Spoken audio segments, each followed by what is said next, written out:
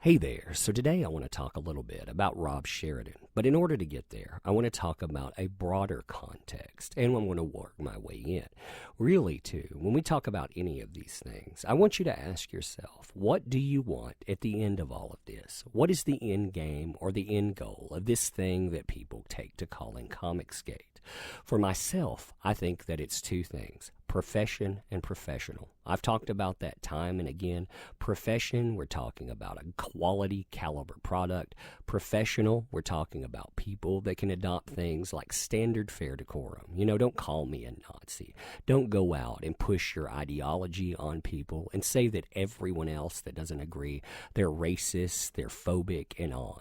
That's something that we see as pretty much par for the course in comic books these days, too. I mean, everything from, say, a Conway to a Zurcher to a Busiek to a Larson. I could go all day long with naming people that do this. It is beyond absurd and it's beyond ugly. Now, when you look at that, I think some people are guilty of looking at the most extreme cases too. Take Marvel, for example. A lot of people want to utilize Marvel as the litmus test for whether or not a company has gone mad. If they've crawled down the ideological rabbit hole. If you're not as bad as Marvel, there's got to be some redeeming quality, right? That's what people seem to take to DC, to IDW, and on. Now, more people have woken up to IDW. They've seen the issues that they pretty much represent. When you go out and you look at the 7 things that have pretty much come up within the last year, I can think of right off the bat, ranging from Aubrey Sitterson calling 9/11 commiseration or memorials pretty much posers. I mean, going out and faking it. And then you have someone like Chris Rael, the now former editor-in-chief, coming out and calling anyone that took issue with that, calling them idiots and on, having conservatives compared to the anti-Parkland school shooting victims, basically comparing conservatives to school shooters. I mean, the absurdity of that comic, saying that the Star Wars fans that someone like an EVS actually appeals to, those people are not warranted. They shouldn't be the type of people that you would want. Heck, even today, we have something shared by Tracy Yardley. You can see what kind of mindset is permeating those ranks. Just rewatched Incredibles, and man, is Syndrome the perfect representation of toxic fandom. Believes he has ownership, gets angry when his hero doesn't conform to his expectations, will burn it all down after perceived slights, condones violence against women. Spot on. You can see how many labels that statement carries with it. Also, for some weird reason, this mindset here, thinking that people that create comics are somehow your heroes, that's insane. I mean, these people pretty much have adopted the social media is the meteorite that kills the dinosaur comic artist, the label there, wherein they shatter this idea that it hidden behind editorial and on. We see them for who they are, but yet still better than Marvel, right? Same thing with DC. I mean, we've seen that same mentality take to the stage, despite the fact that they have editors within their ranks that talk about actively policing people out of future jobs, saying that certain types of fans, they're not wanted. They're actively going out and maligning people. They actively block bot. They encourage people to go out and attack people within fandom because they critique comic books. That is what DC shepherds. Now we see Vertigo here, and we work to a Rob Sheridan, also to a Zoe Quinn, and on. Now, a lot of people, when they saw the relaunch of Vertigo, they saw someone like Zoe Quinn within that. And of course, that's someone that is really hard to ignore within that. I mean, you have to ask your question of why someone would actually be brought in like that. In fact, it's a pretty easy question to ascertain and answer to, which we will get to, but even Zoe Quinn talks about herself. I mean, this guy here that we're talking about, you'll notice that he is on this title. He was actually talking the other day about gossipy grown men who keep trying to bait me into feuds with conservative comic creators and fans. It's not going to happen. I grew up in Arizona, son. I can take the heat. Well, you can see certain people commenting like a Zoe Quinn.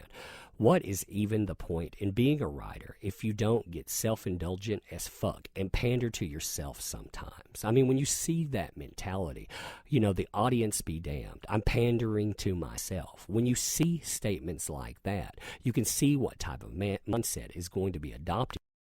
there. And of course, it shows within the so-called professionals. I mean, when you have two ardent blockbotters, one that focuses on extreme ideology, and not only extreme ideology, but goes out and pretty much promotes themselves as a phobe. They attack people with different identities. They go out and attack people different gender. Also, this person is an ardent racist, in my opinion. I've done videos. In fact, look up this and my breakdown of the three people on it. I think you would find that very telling. But you see that really represented in a lot of titles. The only title I've even felt good about, in fact, is with Brian Hill, because Brian Hill has been the consummate professional online. And even I questioned that at first and still question it to a point, because I don't feel like I can trust pros these days. But he's been the only one that engages positively. Now, when you get to someone like Rob Sheridan, however, you see the opposite. Bounding Into Comics picked this story up the other day, and I thought this was actually pretty telling. In fact, if you haven't gone to Bounding Into Comics and actually subscribe to them, go and subscribe. You can actually get notifications to what they put out. I enjoy what they throw out there because there's so much crazy that's taking to the stage. And really, when you start noticing it, it's somebody told me it's kind of like the movie They Live. You know, you put on the glasses for the first time, you look around and you see how alien things are. You see how extreme this subset of creators is, and it makes you feel out of place there, because most rational people, they hear things like the people here are talking about, and even if they agree or disagree, they understand that business does not take this shape.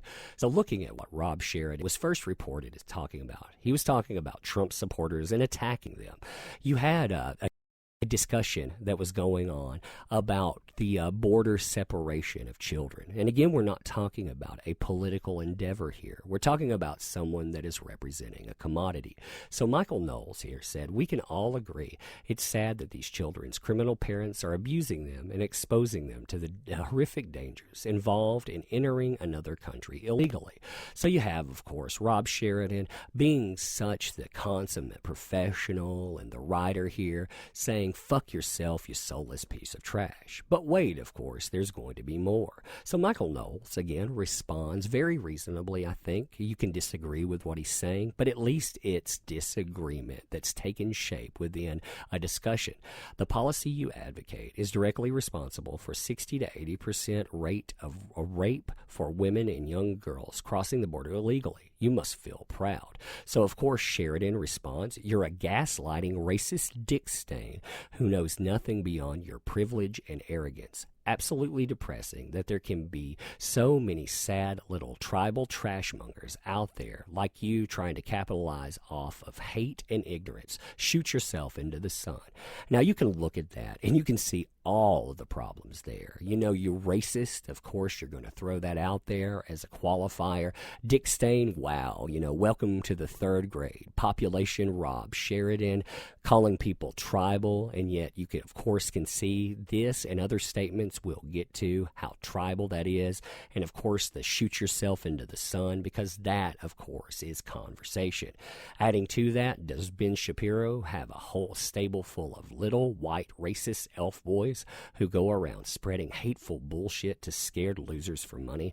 I didn't even know about this until today. Now, what is this guy spreading here when he's talking about, again, racist over and over again? And of course, Rob Sheridan, when I look at him, I think that he's white. You know, I mean, really, unless my eyes deceive me, you know, he's going out, and of course, he's bringing identity into it, but he's deflecting against their own identity. I like how people come in and they want to be the white savior for other people. And of course, everyone that doesn't agree right off the bat, they're, of course, racist within there. Continuing here, Michael Knowles has talked to them. The left constantly pretends to desire a national conversation on various political topics. This is what the left means by conversation, and you saw that. We don't want conversation with racist psychopaths. There's no point trying to reason with you. We're just going to vote you out. Yeah, he goes further than that, too. He talks about the opposition there. And these days, you know what opposition means. Opposition means punch a Nazi. Those things like that. You have terms that are thrown around so freely, just like these other damaging terms that are thrown out like racist and on. It's amazing how racist and bigoted some of these people can be and how their jobs don't actually call that into check. Now, this is Rob Sheridan on politics, and unfortunately, he cannot keep that contained to his political rhetoric. He has to attach that to comic book consumers.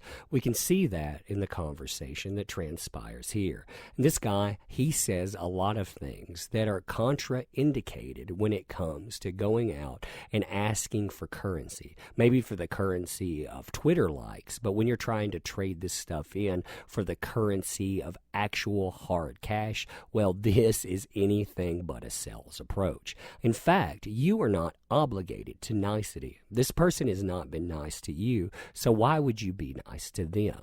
Not only that, but going beyond that, you are also not obligated with the don't like it, don't buy it thing that this person throws out within their rhetoric, which we'll see in just a minute. You can also take your voice and tell other people why you're not liking it, why you're not going to buy it. You can tell DC how generations of family are no longer going to be part of this. My kid, I would never let them pick up comic books with representatives like this. When I see this reflection out there, when I see somebody going out of their way to disparage people because of politics, because of gender, because of their identity, because of their race, that is unacceptable. This is not the language of business. But this person, they make excuses for it, and DC seems to be fine with this. That social media policy that they held before, that thing was a bunch of utter tripe. It meant nothing. But let's look at this portion of the conversation here. A lot of smarmy white conservative dudes on this site today defending incomprehensible atrocities by saying, well, these desperate migrants shouldn't have broken the law, while gleefully ignoring the litany of laws being broken in plain sight by their toddler king and his cohorts. Wow, I imagine that he thought that was pretty creative. But I have to say, if this third grade mentality is the only thing that we're going to see brought to bear when it comes to Vertigo, and there's plenty of people that bring the same mindset, well, it's a hard pass, not only for me, but for a lot of other people. Also, when you look at the descriptor here, smarmy, I would say that that pretty much fits Rob Sheridan to the T. You know, when I look at him, when I look at the mindset coming out, it seems to fit very well. And of course, we're going to have this descriptor about people and their race. We're going to have a descriptor about people and their gender, because of course, F you, I'm going to go out and I'm going to pass judgment. I also love how he talks about desperate migrants when he's supposedly quoting people. I like how that came across there. People were talking about criminals and whatnot. They didn't say anything about desperate migrants. But of course, while you're out paraphrasing racist Dick Staines, your word, why not go full force, right? Continuing here. The thing that makes this site tolerable for me is that I'm lucky to have only the most wonderful, smart, open, weird people as my peers and fans, and only the saddest garbage trolls as my haters. Now you can see, of course, people disagreeing with Rob Sheridan, thinking that this hits comic books and it hits them negatively. Well, of course, you're a garbage troll because you're a hater there. And of course, DC remains silent because why would they say anything about something that costs them money? I like, too, how he sucks up right here because, well, this kind of stuff, it has the ability to blow back on you. These people, they eat their own all the time. And sooner or later, Rob, they will eat you, too. You can see where he goes into muting here as well. Yeah, the community aspect here is fun. And obviously, it's good for staying informed and building new communities with people who want good things for the world. Basically, if you agree with me, you're a good person. But if not, and the trolls, you can see the if not there, are actually pretty easy to deal with if you love the mute as much as I do. So he likes to hit the mute button. That tells you all you need to know about someone that that's calling themselves a professional within this industry. Disagree, you're a racist Dick Stain. Disagree, I'm going to insult you because of your race, because of your gender. I'm going to mute you, and I'm going to continue on and on. Great representation you picked there, DC. Good job there. Troy Reiser brings up a good point here. Seems to be a lot of mute and block going on with artists and writers in the comics industry. I get the sense none of these doing it have to deal much with the buying public. Ever waited tables, sold retail? You charm customers. You win them over. You don't shut them down. And you don't throw up a middle finger or a loaded index finger either and point at them and say, oh, you're a racist. But Rob Sheridan disagrees. I don't need to patronize customers who say they need me to humor their horrific political ideologies in order for me to potentially gain their audience.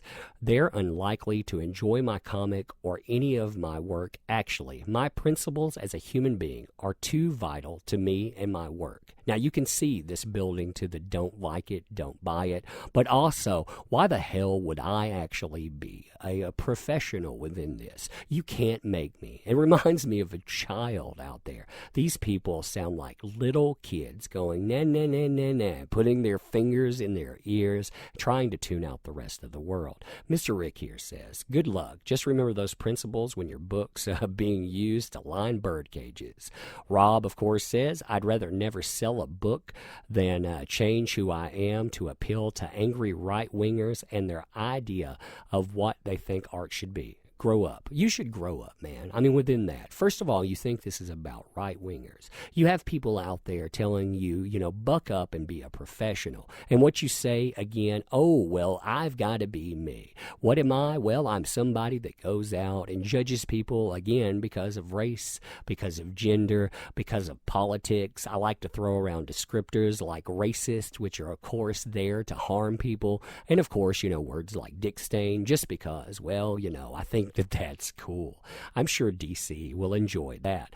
Vertigo made a deliberate choice with the creators of their new books. Look at the lineup. Clearly, none of them are for you, and that's okay. So already, he said, clearly, none of them are for you, Mr. Rick. But also, clearly, none of them are for other people that want professionalism within that. He spoke for DC. That's great. I hope that DC, when they see this kind of crap and they see the sales coming in, they understand why this not only hamstrings the efforts of Vertigo, but it also does that with other titles. See, let's be real for a second about DC Comics and where they are within the market. They spent all of this time trying to go out and convince you that Brian Michael Bendis was the second coming, only to not crack 100,000 units when he landed.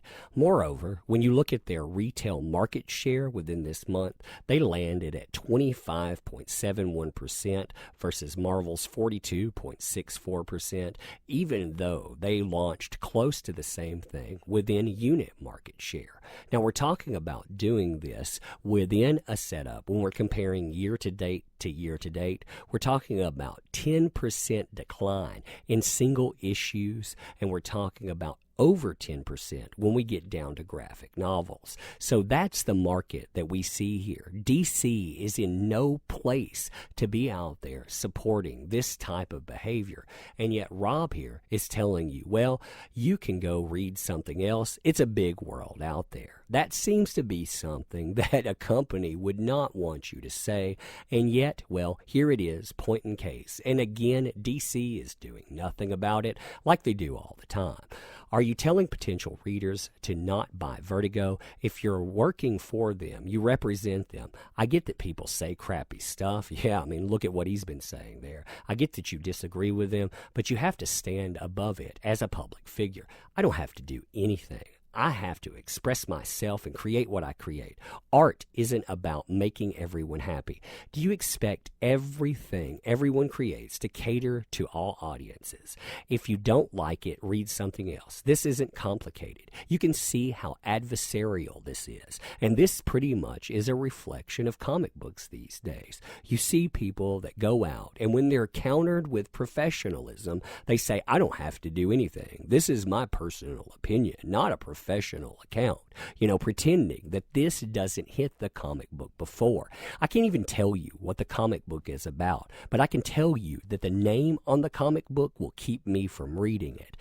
There's the reversal of that too. When I see certain people that are creators, I know beyond a shadow of a doubt, I want to pick what they say up. I know that they'll create a good product, but I also know that they'll make me feel like part of a community. This guy, he does anything but.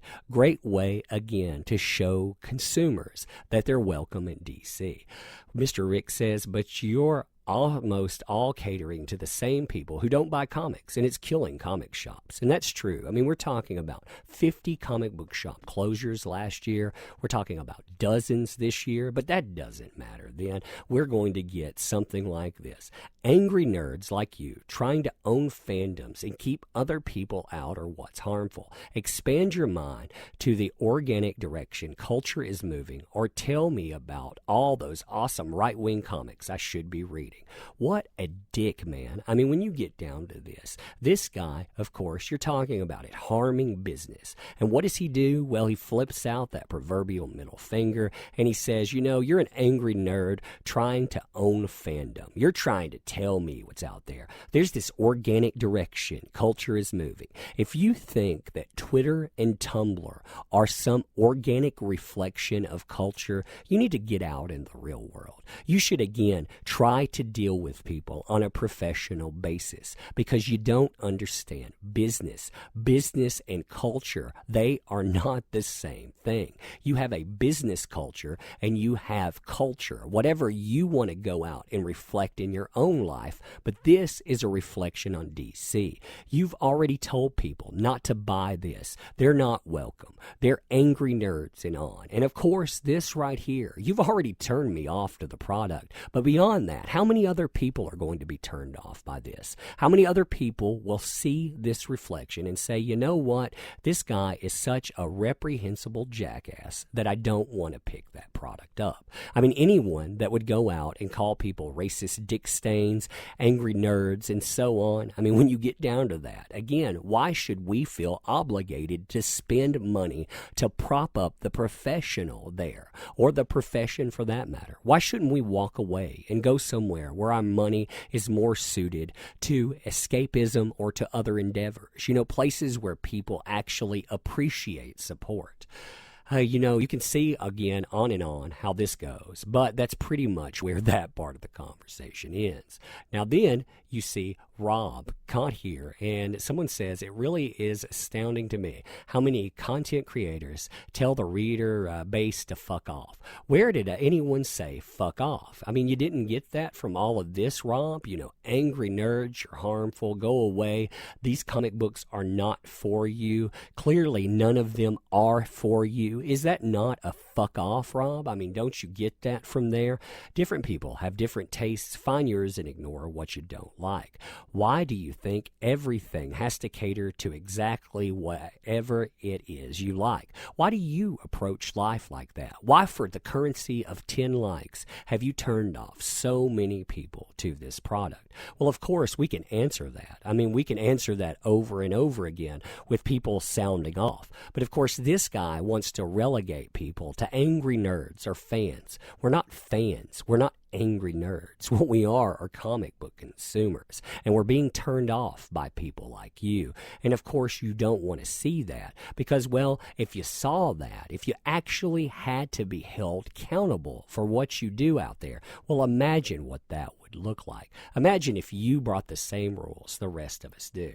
Now you have another statement here, of course. We're in a new world now where creators aren't afraid to speak up for what they believe in because they know it's the right thing to do.